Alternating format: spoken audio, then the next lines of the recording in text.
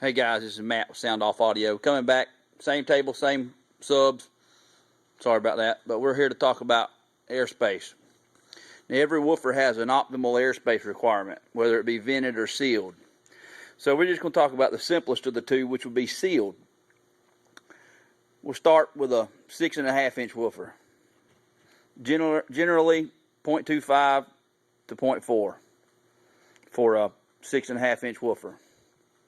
No matter who makes it, most of the time, generally a 6-inch woofer will play in that, and that's going to be for most manufacturers.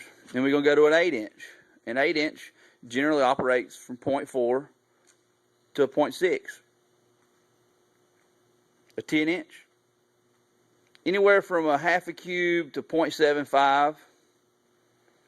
A 12-inch, 0.8 to 1.2. And a 15 generally operates in 1.8 to 2.5.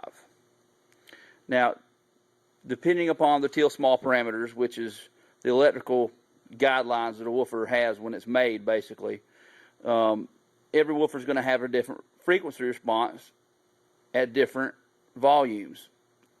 So, very important when you pick out a speaker box, don't just think because the woofer has enough room physically for a 13.5 inch JL to fit in it that it's going to sound good.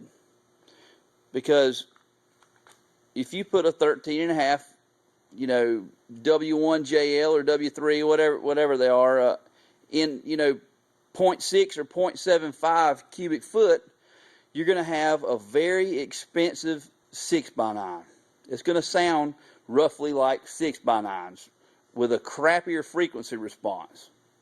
So you always need to match the hatch. When I say that, make sure your box is somewhere in the operating range, airspace wise, as your woofer. It's very, very important, because not only will you have a higher tuning frequency when you try to stuff a large woofer or a woofer that requires more airspace and you put it in something smaller, you run the risk of heating up the woofer and damaging the sub due to distortion, because you're trying to get these lows out that you want. If you listen to rap or hip hop, R&B, even country has a tremendous amount of low bass. If you're trying to get these low frequencies out of a large subwoofer in a small box, it's just not going to happen. The opposite is generally true. I can take a 6.5 inch woofer or an 8-inch woofer and put it in a good vented enclosure, and it's just nasty. It's unbelievable how much bass you can get out of just a regular vented box tuned properly. So make sure that when you buy a box, once again, that the woofer matches the box's requirements. So if the box states it's got 1 cubic foot, well, you can put a 12 in there, or you can put a 10. If you put a 10, it's going to have a very low frequency response. If you put a 12, it's going to be right there in the operating range, so you'll be fine. And another way to offset that is to recoup about 10% of your lost airspace is with polyfill. Now, I use fiberglass insulation. That's just because I think it's better, but you can get a bag of polyfill for like $1 or $2 at Walmart, and it's going to tremendously increase your woofer's low-end response.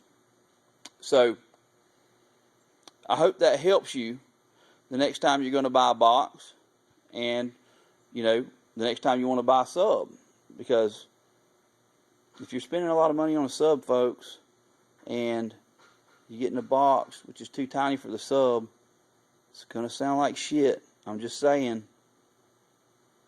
I'll be back with some more videos, guys. Y'all stay tuned.